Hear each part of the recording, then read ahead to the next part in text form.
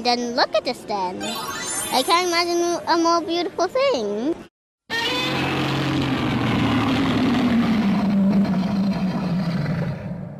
What's going on, everybody? This is AtomicKev Collectibles coming back at you all with another unboxing and amazing review, guys. I am so excited to do this, but first, let's go ahead and cover a couple things. Just a few channel updates. If you don't care about this or the actual box, go ahead and just feel free to skip on ahead to the actual figure review. No hard feelings.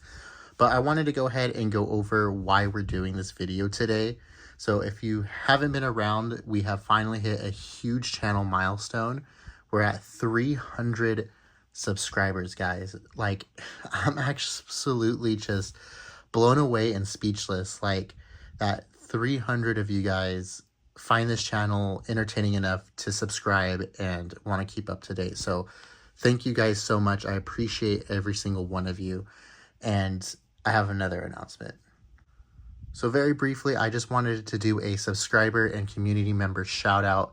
This is to my power community member and subscriber, Alfred Biscuits 5775. I'll go ahead and put the name up here for y'all to see, but this person is just overall an amazing person, and you always support the channel and comment on every single video pretty much that I've done. So very much appreciated. I appreciate you as a subscriber and a community member. And this video is dedicated to you, so thank you. All right, and without further ado, why are we here today, guys? We are here for this monster, our 300 subscriber 30 centimeter figure. And this time we are going with this massive Sofubi here, guys. This is the G-Saurus Godzilla Minus One, or Gojira 2023 Sofubi. So let's go ahead and take a closer look at the box and we'll get her unboxed. And wow, guys, look at this massive box. So what's on the box? We have the actual figure depicted here. It's going to be the actual Sofubi figure inside a mushroom cloud or debris from its atomic blast. As you can see, there are two heads here. So this is the additional head that it comes with, featured on the front of the box. Box is going to say Bandai Namco. It's going to have the Godzilla 70th logo here, Godzilla logo. G-Saurus Gojira 2023, and then from Godzilla Minus One down here. Also would like to point out that there's a little Plex symbol here in the corner. And then on this side of the box here, it's going to feature the Godzilla Minus One logo, G-Saurus Gojira 2023.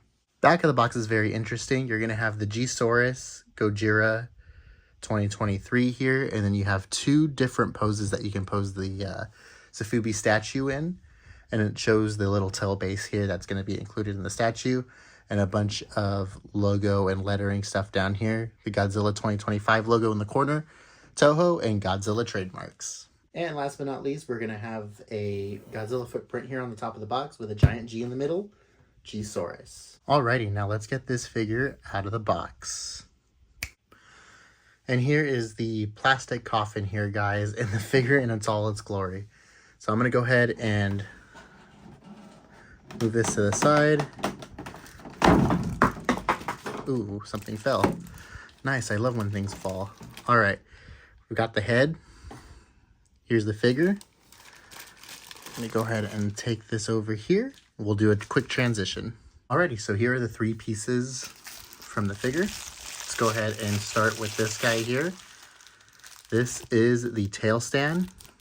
Really awesome plastic material. And you're going to have that G-Saurus footprint here. Next up, we have the additional head. Let's go ahead and pull this out. Oh, so awesome. There it is, the closed mouth head. Look at that, guys. We're going to look at this in more detail in a second.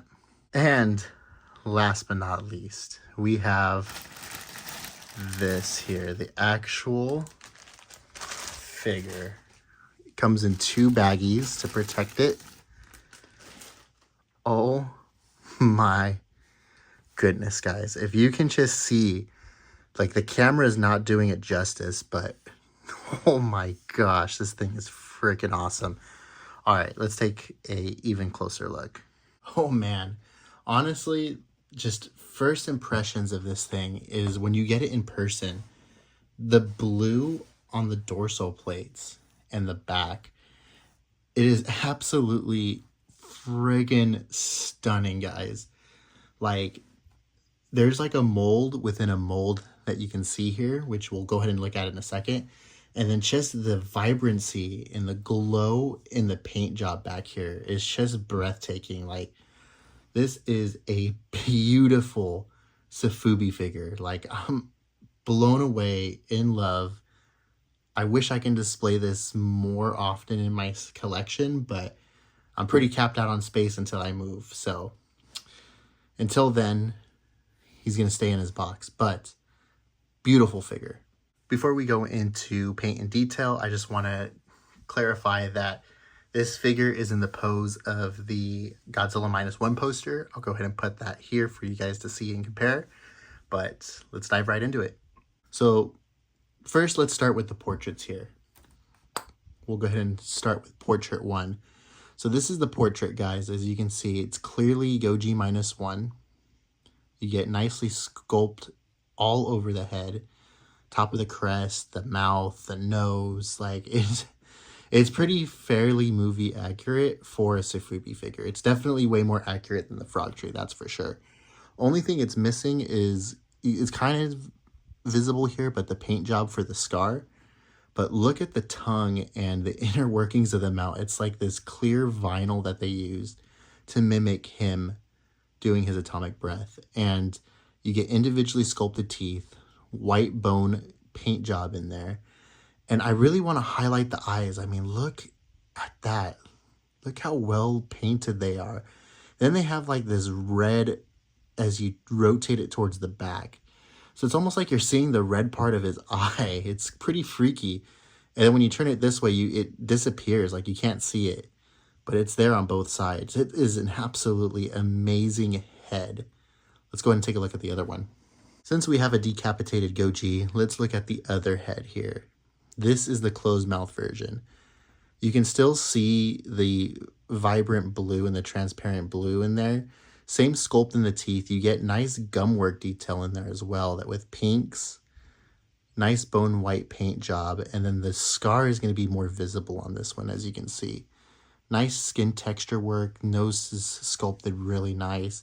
Same thing with the eyes. I mean, look at the irises, the pupils, and then you have that red as you transition here. And then the back of the neck, you have this transparent blue vinyl where the paint job starts.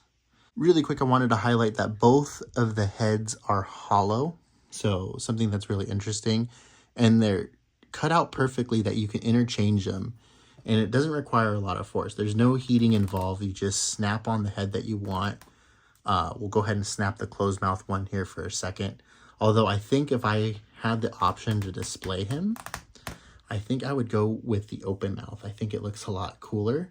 But for some, I might even consider doing the closed mouth one. All right, let's transition to the body. Look at the sculpt and detail work on this body. Again, it's not crisp. I don't want to call it crisp detail like an X Plus figure or an Easy Hobby, but this thing holds its own when it comes to the detail. Look at all of the bumpage here in the chest, pectorals. You get the gill-like structure beneath his neck. Really awesome skin texture running throughout the body. Again, very reminiscent to some deep dwelling creature that lives in the sea. You also get nice muscle definition in the arms. And as I was moving this around, and we'll get to this in a second, this figure has multiple points of articulation. It is absolutely insane. But you get nice detail work running from his chest and pectoral region down to his belly and crotch. And then let's go ahead and transition to his legs. Look at these chonky legs. Just kidding. So look at these things, guys. They're nice and muscular. I love the way that they're painted up. So you can see the darker vinyl here, but they have this light dry brush that brings out the detail of this figure. And then as you can see, the bone work here is done very nicely, sculpted very nice.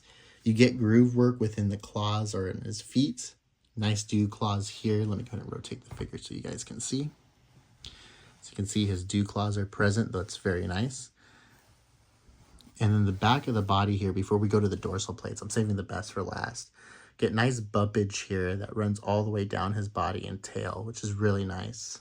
Just want to highlight the arms really quick. Look at the muscle work in his arms and his hands. Really nicely done. And again, nice dry brush. And I love the way they did his scales and skin here. It's just really beautifully done. All right, everybody. And for the main attraction, the dorsal plates. I am so excited to talk about the dorsal plates on this thing. Look at how vibrant, metallic, and just eye-catching these dorsal plates are. I can confidently argue that this is the most eye-catching, beautifully done dorsal plates I have ever seen on a Godzilla figure. Bar none. Absolutely fantastic. And there's a mold within a mold, as you can see here. I'll try to get in a little bit closer in a second, but if we zoom in here, you can see that there's like a inner mold to this outer mold, and the inside mold has like a reflective metal tinsel that really makes this thing pop. And as you can see, there's like this metallic sheen paint job that is run on the outer ports of the dorsal plates here, which really make it eye-catching and pop. Here's a close shot of the dorsal plates, and you can see what I'm talking about when you look at this one. As you can see, there's like this inner mold here within the outer mold, and it's just so well done, guys. I like bravo. This is a beautiful figure. Let's talk about the tail, guys. You want to talk about the tail? I want to talk about the tail. Look at how beautiful it is. So it's not a transparent vinyl like it is up here. The transparent vinyl stops around this dorsal plate, and then it becomes a more hard vinyl down here. But look, this is where that metallic sheen really comes out. I mean, you have purples, violets, different shades of blue that just run up this figure's tail. And I can happily report that the whole tip of the tail is painted like this on the back. Absolutely well done. And for those of you who are curious, this is where the tail stand is placed, and you just simply, to install, go ahead and slide it underneath, and the tail rests perfectly fine on the tail stand. And just really quick, guys, I just want to show you guys and get a zoom in on the paint job here. Again, just look at how it transitions. You got violet, metallic purple, blue, cyan or lighter blue, and then there's even like, I would argue that there's even like hints of like bluish green in there. It's hard to explain, and really the camera is not doing it justice, but my god, I'm just blown away. Like, I'm glazing this figure. I know I have new figure syndrome. I don't care. This is the most beautiful figure I've ever seen in my life. Articulation time, guys. All right, so for a Sofubi figure, this has multiple points of articulation. So I'm going to try my best to count them all down and hit all of them. If I forget one, I apologize. But here's the first one. It's at the top of the head. So you get a swivel here, and it's a full 360. You also get one at the neck right here. So this neck joint, you can move and really articulate this figure and line it up. Now, both arms are going to have a swivel here. So they do a 360. I'm not going to push my figure, but as you can see there, it's doable. And on both arms, you get a forearm swivel. Look at that. Super cool. Again, it's present on this side of the figure too. And then you get a hand swivel, guys. Look at that. Nice hand swivel. And that's going to be present on both sides of the figure. Now, you do get a swivel here at the legs. Both of them are going to be articulated. Nothing at the feet, but I'm not going to push my figure. So as you can imagine, both sides are going to be rotatable. Moving on to the beautiful tail. So let's go ahead and move the tail stand for a second. You get a main point of articulation here at the base of the tail. You also get a second one here towards the midsection of the tail. And then I believe there's one more. Nope, no, that's it. All right, so as you can see, there were 2 points of articulation on the tail. Right on, now that we got paint and articulation out of the way, let's go over some side-by-side comparisons. Movie Monster. Movie Monster again. Bandai 9-inch series. YMSF. Haya Exquisite. Band Presto Enshrined, X Plus Deferreal, X Plus 25cm series, M1 Sofubi, Gigabrain, Mondo, T-Base Sofubi, T-Base Frog Tree, Easy Hobby Omega Beast series, W Dragon, X Plus 30cm, X Plus 30cm again, Sun Guts, CCP Middle Series, Omega Eggmon, Mini Eggmon, Finger Puppet. Final thoughts on this figure, and sorry, no turntable. It is way too big to put on the turntable. It's going to knock everything off, even if I move all this stuff, but absolutely just a breathtaking figure. I mean, I hope the video speaks for itself, and you don't just take my words for it, but honestly, this figure is just so beautifully done, and it's a shame that I have to box him up after this video and put him back into storage because I cannot display him at the moment. It's just too big of a figure and I don't have room to display it. Love the dorsal plates here. It's honestly the highlight of the figure. Love the interchangeable heads here. Honestly, you can't get sick of this figure. There's no excuse to get sick of this figure. But if you do, you can always swap out the head, which is really nice that they added that there. Leave a comment below, which head would you display this figure with? Open mouth or closed mouth? I'm curious to know. Overall, I would highly recommend this figure. I mean, I know it's not going to be cheap on the aftermarket. I picked this figure up back in 2024 around wintertime for $150. I pre-ordered it and got it, I want to say, geez, maybe April, March of this year is when I took inventory of it. And I unboxed it originally, but, you know, seeing it again, I just love this thing. This thing is just a really gorgeous figure, and any collector would be lucky to have one of these in their collection. I would highly recommend, if you can find it for, you know, a reasonable price, and especially if you're a Godzilla Minus One enthusiast like myself, hop on this figure. You will not regret it. Again, it just has a lot of presence, and it's just really cool. And I know that they did a Shin Godzilla version of this, and I will put a picture of it here for you guys to see, but hopefully one day will be lucky to track one of those down. But at the time, I went with this guy over the Shin. So anyways, guys, that's going to do it for this video. I apologize that it was so long, but I appreciate you sticking with me. Leave a comment also below with the code word G-Saurus if you stuck around for this long in the video. Lets me know who the real MVPs are. If you like what you saw, give this video a thumbs up. It definitely helps the channel grow and gets this content out to more Godzilla lovers, and I want to keep building our little community here. Also, down the pipe, we are going to be doing a video on some more Bandai figures, so stay tuned for that. And I have a box day, guys. Box day! We have a box day coming up with some goodies, so be on the lookout for that. I'll go ahead and do an unboxing, and then we'll see what is in those boxes when they come in. But until next time, appreciate you all. Alfred Biscuits 5775. Put your name here again. You're amazing. Hope you like this video, and I will see you all in the next one. Peace.